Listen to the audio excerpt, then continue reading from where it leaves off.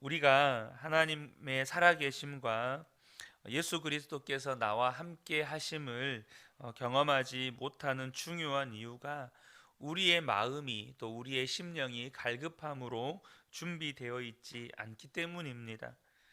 그렇기 때문에 우리가 오히려 형편이 좋을 때, 우리가 안주하게 될 만한 그렇게 형편이 좋을 때 우리가 영적으로는 훨씬 더 위기 가운데 처해 있다는 사실을 아셔야 합니다. 사람은 형편이 어려울 때 넘어지기보다 오히려 형편이 좋을 때 넘어질 가능성이 훨씬 크기 때문입니다. 이것이 세계적이든 국가적이든 개인적이든 우리를 두렵게 하는 문제들은, 또 우리를 근심하게 하고 염려하게 하는 문제들은 항상 일어납니다. 여러분, 우리가 준비되어져야 합니다. 무엇에 준비되어져야 하는 것입니까? 바로 예수님과 동행하는 것이 분명한 사람으로 준비되어야 한다는 겁니다. 예수님이 나와 함께 계심을 내가 바라보고, 또 그 주님의 음성을 듣는 귀가 열리고 주님과 동행하는 사람이 되었다면 어떤 어려움이 내게 올지라도 이제 그것은 더 이상 문제가 되지 않습니다. 왜 그렇습니까? 나와 함께 계신 주님이 문제보다 크시고, 그 주님이 나를 지키시고 인도하시고 책임지실 것이기 때문입니다. 우리가 예수님과 동행하는 삶, 예수님을 바라보아야 한다, 자주 듣는 말씀이지만 또 자주 듣다 보면 이게 익숙해지고 또 식상해지고 그럴 수 있거든요. 그러나 여러분, 저와 여러분이 이 주님과 동행하는 삶을 살아가는 것을 절대 가벼이 여기시면 안 됩니다. 지금 우리 교회는 교회적으로 예수 동행 일기도 쓰고 또 나눔 방에서 함께 나누고, 그리고 지난번에 말씀드린 것처럼 이제 한 8월부터는 한 달에 한 번씩 위드 지저스 데이라고 해서 우리가 주님과 동행하는 삶을 기록했던 그 한 달의 일기 가운데 한두 편 정도를 우리 성도님들이 이렇게 앞에 나오셔서 나오는 시간들을 가지려고 해요. 그런데 여러분, 한번 생각해 보시면 좋겠습니다. 여러분, 지금이 아니면 저와 여러분이 언제 주님과 동행하는 훈련을 또 받을 수 있겠습니까? 우리가 점점점 주님과 가까워지고 주님을 아는 눈, 또 주님을 보는 눈이 열리는 건 사실 시간이 걸리는 것입니다. 그러니까 오늘 말씀 듣고 은혜 받고 내일부터 당장 그렇게 사라지는 게 절대 아니라는 겁니다. 여러분들 이미 경험해 보셨잖아요. 여러분, 은혜 받는다고 바로 그렇게 사라집니까? 그게 안 됩니다. 우리가 은혜 받았지만 당장 오늘부터 혹은 내일부터 은혜 받은 대로 사라지는 게 아니라는 겁니다. 우리에게 훈련이 필요한데요, 중요한 것은 우리에게 언제나 훈련의 기회가 주어지는 건 또한 아니라는 겁니다. 언제까지나 기회가 있을 줄로 생각하고 뒤로 미루다 보면 땅을 치고 후회할 수 있다는 거예요. 어설프게 눈에 띄는 것에 만족해서는 안 된다는 겁니다. 제가 어제 잠깐 이찬수 목사님 설교를 한편 들었는데, 이찬수 목사님 그 설교 중에 이런 말씀을 하시더라고요. 그 다이어트의 최대의 적이 요요 현상이잖아요. 그 우리가 요요 현상을 겪는 이유 중에 하나가 뭐냐면, 우리의 뇌는 좋은 것, 또 좋은 것에 이렇게 반응하는 게 아니고요, 익숙한 것에 반응하게 되어 있대요. 그래서 우리의 몸은 이미 내가 맛있는 것을 먹고, 예를 들면 뭐 90kg 체중이 되는 사람이 있다고 가정한다면 이 90kg에 너무 익숙해져 있는 거예요. 그런데 이분이 다이어트를 해서 10kg, 20kg 감량을 하게 되면 뇌가 위기 상황을 인지를 한답니다. 그래서 이 뇌가 몸에게 명령을 하는 거예요. 더 많은 영양분을 공급해야 된다고.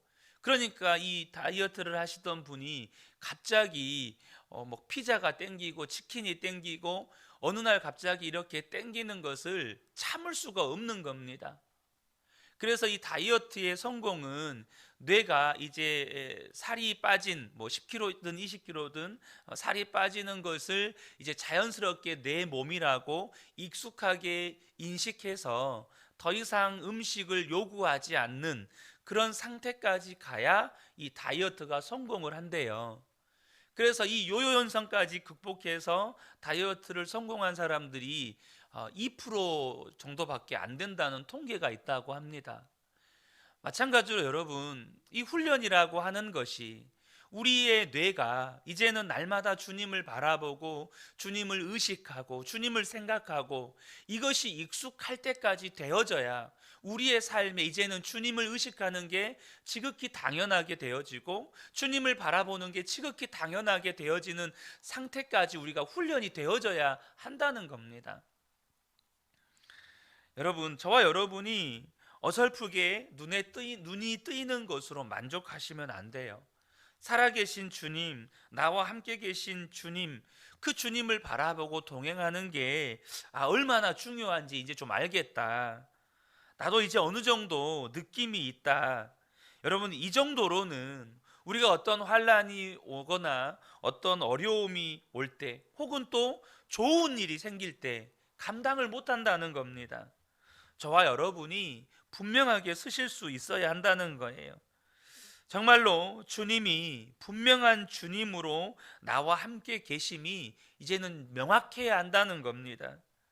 그런데 중요한 사실은 우리의 마음이 갈급해지면 하나님은 반드시 응답하신다는 거예요.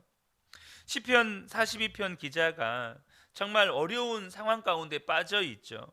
근데 이 42편의 기자의 기도를 보면 이 어려움을 해결해 달라. 또 예루살렘에서 쫓겨났으니 전 재산 다 잃어버리지 않았겠어요? 잃어버린 재산 회복시켜 달라. 또 나를 이렇게 어렵게 한 그 원수들을 갚아 달라. 여러분, 그것을 구하지 않고 오직 주님만을 구하고 있다는 겁니다. 우리 1절과 2절 말씀을 다시 한번 한 목소리로 읽었으면 좋겠습니다. 함께 읽겠습니다. 하나님이여, 사슴이 시냇물을 찾기에 갈급함 같이 내 영혼이 주를 찾기에 갈급하니이다. 내 영혼이 하나님 곧 살아계시는 하나님을 갈망하나니 내가 어느 때에 나아가서 하나님의 얼굴을 배울까. 여러분, 시편 42편 기자의 유일한 소원은 한 가지였습니다. 그것은 주님 앞에 나아가 주님의 얼굴을 뵙는 것. 이것이 이 시편 기자의 유일하고 간절한 소망이었다는 거예요. 무엇 때문입니까? 주님이 나와 함께 계시다는 것만 분명하면 어떤 처지도 문제될 것이 없었기 때문입니다. 아무리 환경이 좋아도 내가 분명하게 주님을 바라보는 눈이 뜨이지 않으면 그것은 지금 심각하게 영적인 위기 상황인 것입니다.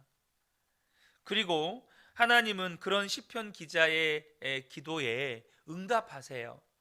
우리가 5절을 보면 내가 나를 향하여서 명령하는 그런 명령의 고백으로 들립니다.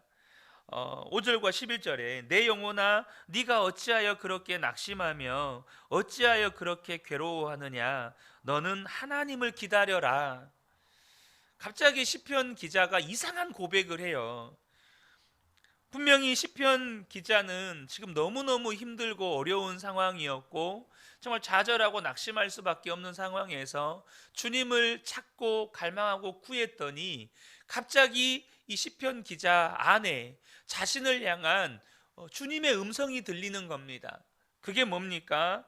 내 영혼아 네가 어찌하여 그렇게 낙심하고 괴로워하느냐 너는 하나님을 기다려라. 지금 낙심하고 좌절한 상황 가운데 하나님 어째서 나를 버리셨습니까? 이럴 만한 상황인데 시편 기자의 마음속에서 네가 어찌하여 그렇게 낙심하며 어찌하여 그렇게 괴로워하느냐 너는 하나님을 기다려라 하는 하나님의 음성이 들리는 겁니다. 사랑하는 성도 여러분, 우리가 예수님을 정말로 구주로 영접하고 믿고 있다면 우리 모두가 경험해야 할 일입니다. 우리가 정말로 난감하고 괴로워서 이제 끝났구나, 나의 삶은 여기서 끝이구나 라고 할 때, 우리가 예수님을 믿고 있는 게 분명하다면 예수님께서 우리의 심령 가운데에도 동일하게 말씀하십니다. 네가 어찌 그렇게 낙심하고 어찌 그렇게 괴로워하느냐. 너는 하나님을 기다려라. 너는 하나님을 바라보아라. 우리에게도 동일하게 주시는 음성이라는 거예요. 그렇기 때문에 예수를 믿는 성도들은 정말 기가 막힌 환난을 당하고 어려운 처지에 빠져도 우리가 주님을 바라보고 있다면, 주님을 사모하고 있다면 반드시 우리의 입술에서 찬송이 나오게 되어 있습니다. 5절 하반절을 보면 이제 내가 나의 구원자 나의 하나님을 또다시 찬양하련다. 이 시편 기자가 그렇게 갈망하고 좌절하는 상황 가운데서 주님을 찾고 찾았더니 그 심령 가운데 주님의 음성이 들리고, 주님의 음성이 들리니 그 심령이 힘을 회복하고 다시금 하는 고백이 나는 나의 구원자 나의 하나님을 또다시 찬양하련다 라는 담대한 고백이 나오는 겁니다. 그러므로 사랑하는 성도 여러분, 저와 여러분이 정말로 주님을 바라보는 눈을 분명하게 뜨셔야 한다는 것입니다. 주님 바라보고 주님과 동행하는 신앙의 훈련을 절대 소홀히 여기시면 안 된다는 거예요. 6절에 내 영혼이 너무 낙심하였지만 요단 땅과 헤르몬과 미살 산에서 주님만을 그래도 생각할 뿐입니다. 시편 기자의 고백입니다. 시편 기자가 정말로 낙심되는 상황에서 할 수 있는 것은 아무것도 없는 것 같았는데 오직 주님만 생각하는 것입니다. 주님을 생각하는 것 말고는 할 수 있는 것이 아무것도 없는 상황이었어요. 그래서 주님만 생각한 거예요. 여러분, 우리가요 24시간 예수님 바라보고 예수님을 생각하는 것이 정말로 엄청난 영적인 훈련이라는 거 아셔야 합니다. 우리의 영적인 싸움은요, 우리의 마음과 생각에서 일어나는 영적 싸움이 가장 크고 가장 치열한 싸움입니다. 여러분 이미 경험해 보셨잖아요. 어떤 힘든 일이 있을 때 여러분 무엇부터 힘이 듭니까? 내 마음과 생각에서부터 힘이 들어요. 그래서 어떤 날은 하루 종일 그 힘든 일만 생각하고 묵상하면서 보낸 날도 있어요. 이거 어떻게 하지? 나 어떻게 해야 될까? 오직 그 문제에만 꽂혀서 하루 종일 묵상하며 살 때가 있어요. 여러분, 저와 여러분의 삶의 가장 치열한 영적 전쟁의 현장이 우리 마음이고 우리의 생각입니다. 그래서 우리가 마음으로 생각으로 예수님을 바라보고 예수님을 생각하고 내 의식 속에 예수님을 두는 것이 얼마나 중요한 영적인 훈련인지를 아셔야 한다는 거예요. 그렇게 주님을 바라보면서 우리가 훈련할 때 그 다음에는 무슨 일이 일어나는 겁니까? 그때부터 하나님이 하시는 겁니다. 나는 주님만 생각해 보려고 주님을 마음에 모시고 살아가려고 한 것뿐인데 이제 7절과 8절에 이 시편 기자가 놀라운 은혜를 체험합니다. 7절 8절 보겠습니다. 주님께서 일으키시는 저 폭포 소리를 따라 기품은 기품을 부르며 주님께서 일으키시는 저 파도의 물결은 모두 한 덩이가 되어 이 몸을 휩쓸고 지나갑니다. 낮에는 주님께서 사랑을 베푸시고 밤에는 찬송으로 나를 채우시니 나는 다만 살아계시는 내 하나님께 기도합니다. 여러분, 지금 시편 기자가 무슨 이야기를 하는 겁니까? 시편 기자가 그 힘든 상황 가운데에서도 주님만을 생각했어요. 그런데 우리가요, 하나님께서 내게 부어주시는 은혜가 정말 너무너무 클 때, 우리가 비유적인 표현으로 정말 폭포수와 같은 은혜가 내게 임했다, 혹은 정말 바다와 같은 하나님의 사랑이 나를 정말 휩쓸고 지나갔다, 이런 표현을 쓰잖아요. 지금 시편 기자가 그런 고백을 하는 겁니다. 하나님의 사랑이 폭포수와 같이 내게 쏟아 부어진다는 겁니다. 심지어 하나님의 사랑이 저 파도 물결처럼 한 덩이가 돼서 이 몸을 휩쓸고 지나간다. 정말 소용돌이 치는 파도같이 내 온 몸과 마음을 휩쓸고 지나가고 있다. 그렇게 지금 시편 기자가 표현하고 있는 거예요. 그래서 시편 기자가 뭐라고 고백합니까? 낮에는 주님의 사랑이 나를 휩쓸고 지나가고, 밤에는 하나님의 찬송이 내 심령을 가득 채워버린다. 이 고백을 하고 있는 겁니다. 무엇 때문에요? 주님을 생각했더니, 주님을 생각하고 또 생각하고 또 생각했더니, 우리의 표현으로 바꾸면 주님을 바라보고 또 바라봤더니 압도적인 하나님의 사랑과 하나님의 평강이 나를 휩쓸어 버렸다는 거예요. 그 주님의 사랑이 휩쓸고 지나간 자리에 남는 건 문제도 두려움도 근심도 염려도 아니라 나를 가득 채우는 찬송만 있을 뿐이라는 거죠. 여러분, 해일이 한번 일어나면 다 쓸고 지나가잖아요. 주님의 사랑의 파도가 다 나를 휩쓸고 지나가니까 내 속에 가득 채웠던 근심 염려도 다 휩쓸고 가고 오직 주님을 향한 찬송만 내게서 넘쳐나는 것입니다. 여러분, 혹시 이런 체험을 나는 한 번도 해본 적이 없는 것 같은데요 라고 한다면 아직도 주님을 바라보는 눈이 뜨여지지 않은 것입니다. 여러분, 이제 저와 여러분이 의식적으로 주님을 생각하고 또 의식적으로 주님을 내 생각 속에 모시고 살려고 하셔야 합니다. 그러면 이 시편 42편의 기자의 고백이 성경에 단순히 기록된 글이 아니라 내 고백이 되는 은혜가 있게 된다는 겁니다. 정말 주님의 음성이 폭포수처럼, 주님의 사랑이 정말 회오리 치는 바다처럼 나를 휩쓸고 지나가고, 그래서 내 속에서 낮에는 주님의 사랑이, 밤에는 주님을 향한 찬송이 내게서 넘쳐나는 것이에요. 사랑하는 성도 여러분, 이것이 하나님께서 저와 여러분에게 약속해 주신 은혜입니다. 그런데 너무나도 많은 성도들이 이 은혜를 못 누리고 살아요.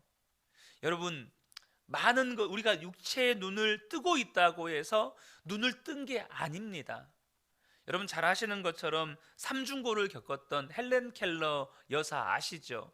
보지 못하고 듣지 못하고 말하지 못하고. 그런데 이 헬렌 켈러 여사가 친구와 함께 숲속을 걷는데 그 숲속에 부는 바람이 자기의 이렇게 피부를 스치고 지나가는 그 느낌을 느끼면서 하나님의 사랑을 거기에서 느낀 거예요. 너무너무 좋아서 친구에게 물었대요. 왜냐하면 친구는 볼 수도 있고 들을 수도 있고 말할 수도 있으니까 얼마나 좋겠어요. 이 숲속에서 나뭇잎이 이렇게 흔들리는 모습, 또 바람 소리, 또 피부에 느껴지는 그 바람의 느낌, 신선한 공기의 느낌, 얼마나 좋겠어요. 그래서 친구에게 물었대요. 넌 어떠냐? 그랬더니 친구가 하는 이야기가 뭐 별거 없어, 그랬다는 거예요. 아니, 세상에 어떻게 별거 없을 수 있냐? 나는 보지도 듣지도 못하는데도 이렇게 좋은데 너는 다 보고 들으면서 어떻게 별거 없을 수 있냐? 여러분, 저와 여러분이 이럴 수 있다니까요. 우리가 눈으로 보고 듣고 말하고 하지만 하나님의 사랑이 우리의 삶에 가득하고 하나님이 저와 여러분의 삶에 행하시는 역사가 그렇게 놀라운데도 여러분, 영적인 눈이 뜨이지 않으면 이 헬렌 켈러 여사의 친구처럼 별거 없어.